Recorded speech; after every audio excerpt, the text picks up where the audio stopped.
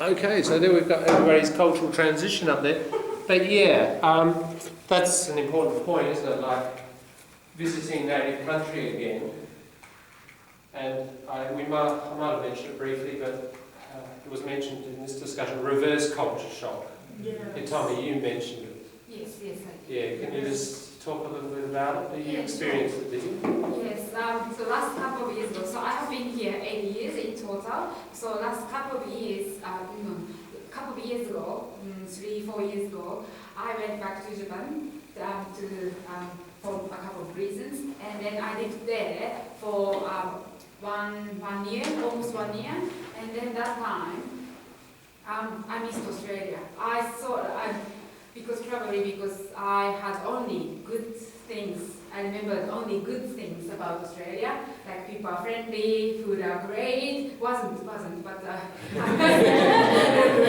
And like I missed a lot of things about Australia, and then I complained a lot about Japanese culture that I didn't do it before. Right. So I have so I had a culture shock, like reverse culture shock. Yeah. Did you have a little hunt? I mean, you know, if often when you recover, like you'd been here how long? 8 years now. Before? Before you went back to Japan? Yes. How long had you been here? 5-6 years. Okay, so you were kind of coming out the other, you adapted pretty strongly to Australia. Yes. Yeah. So what usually often happens, you adapt, and then you go back and you go through that process with your native country. Yeah. And did you have a little honeymoon period when you got back? Yes. First a month or so. Yeah, yes. right. Yeah, I loved going out and enjoy the life. Yeah. And then, but I missed Australia. And then I was very happy to come back to Australia. Yeah, after 1 year stay, I lived in my native country. Yeah. So I wanted to come back to Australia. So can I just ask, when you came back, yes. and you sort of, was there again another little honeymoon and another little culture shock when you came back? Yeah, absolutely. Yes. But the final product, if we looked at, say, 3 months after you got back to Australia, and when you left to go to Japan the first time in Australia, was that point higher?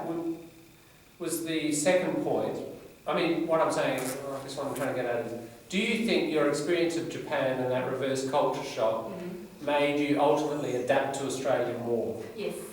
Right. Yes, it was. Yes, Yeah. absolutely. Yes, so I thought, because I found how good Australia is when I was staying in Japan. Yeah. And then so now, like, I didn't feel that way before. I didn't realize that point. Good, positive part of Australia. And then, but after that reverse culture shock in Japan, and then came back to Australia, I felt very happy being in Australia. Yeah. So it's because of your family-in-law. Because some in Asian culture usually women have very strong, stressful. Yeah, but my family-in-law is in Australia, so family-in-law is here. But that can certainly happen, and often going back into old networks, and you have a lot of obligation there, and you're kind of relatively free in Australia, and then that hits you again, and that can be, I've had people report that as a negative thing, and they realise, actually the freedom I have in Australia is really quite positive. I think the bad point of migration is this. When you go to a new country and you migrate, when you get back to your native country, you feel you are not belonging to your country, to your native country. You have to get back. That's why you start complaining and say, why you are like this, mom? You see things differently, don't you? So if you absorb certain values in the new culture and you go back and you don't see it the same way. But after you spend a period of time in Australia, for example 6 years or 7 years, when you come back to your country, you see different systems. Yeah. That you are more familiar in Australia, so you can understand difference. So you cannot live anymore in your country. So So you've changed, and also, I mean, that country that you left doesn't stand still either, does it? It's Yeah. moved in its own particular ways as well. Health system hazard, a lot of hazards around me when I went back to Egypt. Yeah. In the street, there is no rule. While I'm walking, I found a motorbike drive next to me, Yeah. and behind the motorbike was square on four-wheel something square. Trailer. Yeah, Trailer. trailer or a Trailer. car. Yeah. And unless my sister grabbed me quickly, this trailer will take me Right. because just the motorbike drove next to me, and behind him big trailer, and he didn't realize he will hit me. Yeah. Several times I was walking in the street, my sister grabbed me, told me, the car, the bicycle, take care, because there is no rule. I think the number of people increase a lot, and there is no rule. I don't know. I was driving Egypt. When I went back, I couldn't drive my car more. Even my car still. Right, because you got used to Australian conditions. No, we drive in right Sure. side, Yeah. but the number increase. Oh, okay, the traffic had increased in that The time. traffic, Yeah, and right. there is no rule. Yeah. Yeah. When the traffic red for me, all the people stand waiting for green light to cross the road. It's amazing. We cross together. Green for me, green for me. I will come, I don't know. It's very hard. Yeah, look, that reverse culture shock, I mean, my story of that is not direct me, I didn't experience it, but I shared a house with when I was a student and first teaching, with an Argentinian guy. And he'd come out very quickly with his family because the dictatorship suddenly established itself in 1976, and his dad was a unionist, and there was a massive repression on unions, so they had to leave very fast. So he was about 13 or 14 when he came out, so it's that time when kids are just really starting to socialise, suddenly taken away.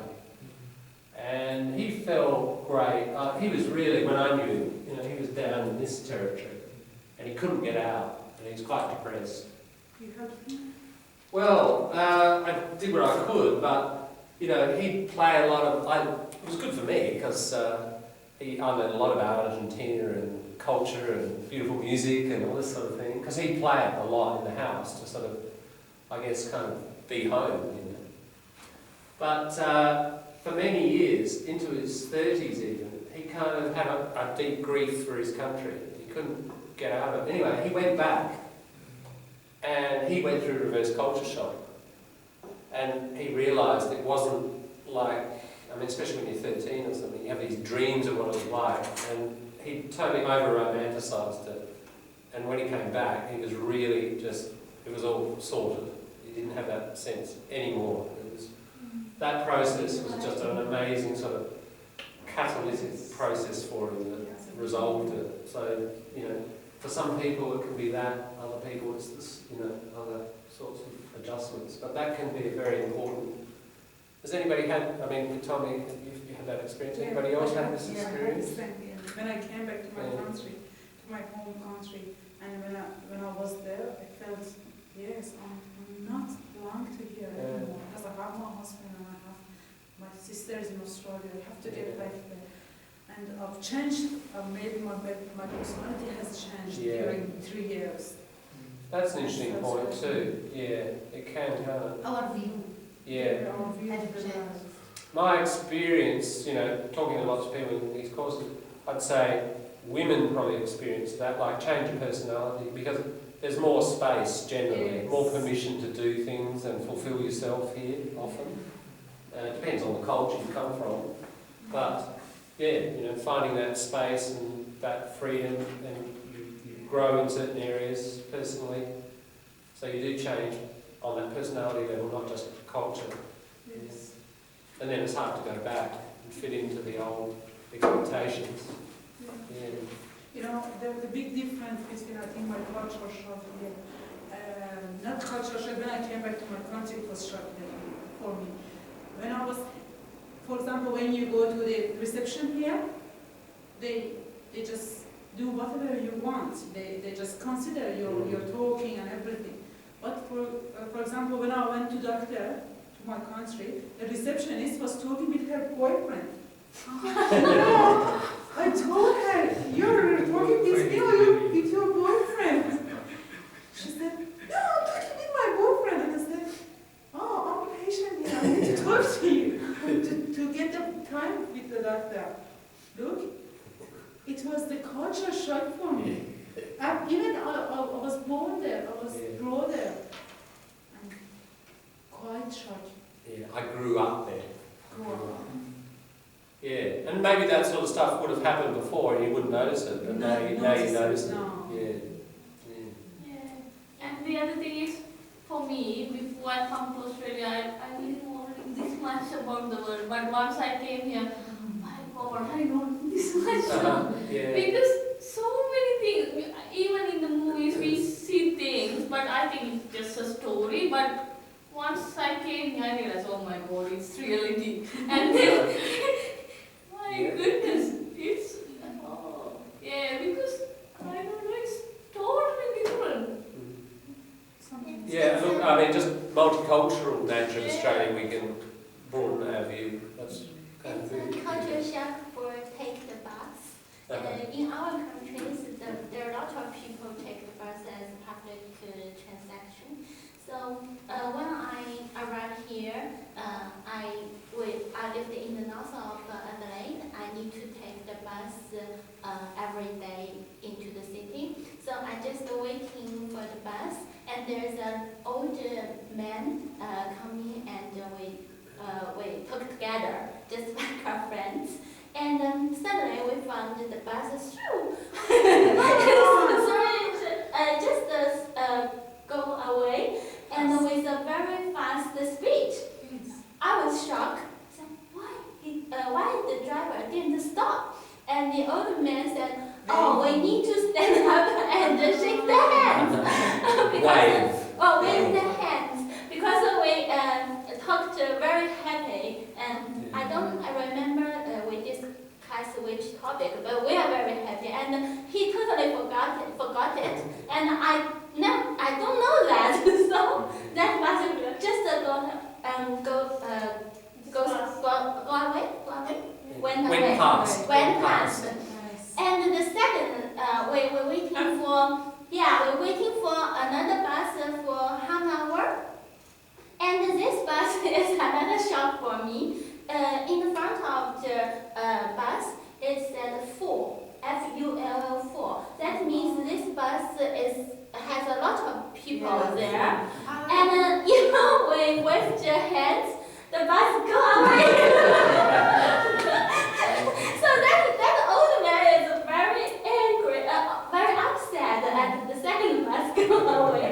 And he just said, okay, it's not far from the city. I will go straight into the city on foot. Do you want to come with me? I said, yes, we can do something like this. So we went to the city on foot. Big shock. Yeah, it's at 9 o'clock in the morning.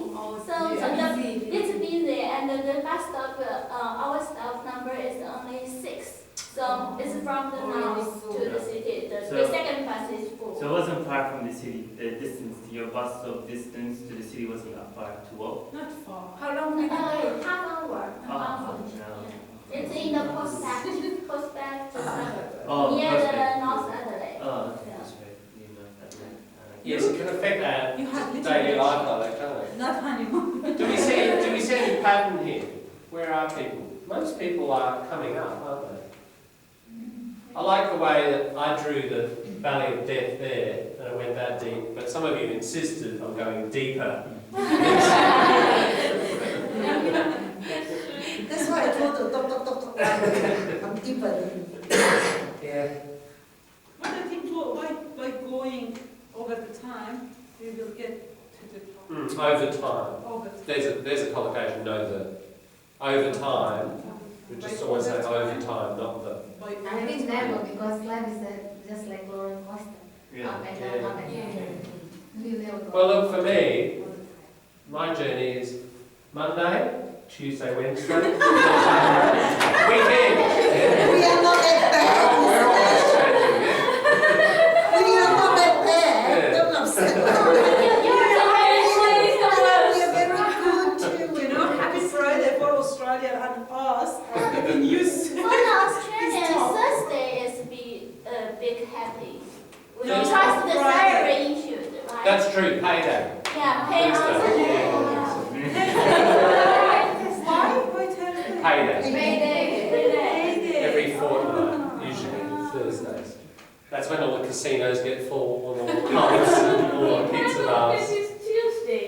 Yes. Oh, yeah. There's a little bit of a sort of group here, isn't it? Coming out the other side. Most people feel even people who do their individual thing, they're coming out the other side. So yeah. Who in 6 months got into that stage? Who? Lita gets the Olympic record for the speed. The speed queen. You've been in 6 months? So in 6 months you were recovering? Yeah. That's You've pretty been in good. 6 months you are in Australia? No, I've been in Australia for more than 4 years. I think. Well, I think you should try it 4 years. No, Yeah. in that stage I just feel like 6 months. So within 6 months you were coming out the other side and you were recovering. So these days you'd be up here, Lita, would you say? Maybe because just now Yeah. I'm just like search myself, well, what I should doing here. Right. What should I do? Yeah. And then what can I do like that? So, Yeah. Right, so still not fully there, Still but looking for myself what yeah. Your How much direction. they 3 You know years? your I want target. to do Nearly for done. my future. Yeah. Yeah, who had 3 there? Who's that one? Yeah, that's a pretty good speed. Isn't it? Yeah. 3. In 3 But I guess the question now is like, if people are coming out the other side, what was it? What has it been All for of them you are that helped got you the get jobs. out of the difficult time? You know, was it getting a job? Was it meeting certain people? Was it a reverse culture shock? So what was it that helped you, or is helping you now, get out the other side? That's one question. And the second question would be, if you're here or here or even here, what do you think, what's your main strategy that's going to help you get further? Is it doing more of the same thing that's got you this far already? Or, you know, are there new things that you think are worth trying, or you've learned about from each other, or from doing this work, or Sorry, just what general? is the first question? So the first question is, what has got you travelling up and out the other side? Right? So a historical question, a personal historical question. We're going to talk about this for 10 minutes, quarter of an hour. Yeah. What is it that has helped you get out the other side? And the second question, like in the future, in the next year or two, what do you reckon is the thing that you want to do that's going to help you get out the other side? It might have been from the discussion today, oh gee, reverse culture shock, that's helped a few people. Oh, it's about $1,600 back to the return, yeah, back to the old country. Or That's a quick, I'll go for 1 month, $1,600, that'll fix me up, no worries, quick fix. Adelaide to another city. Yeah, no, seriously, what is it for you that do you reckon will help you further get to the mastery point? Okay? Over to you for 10 minutes to have a chat about what those things are. Even inside Australia,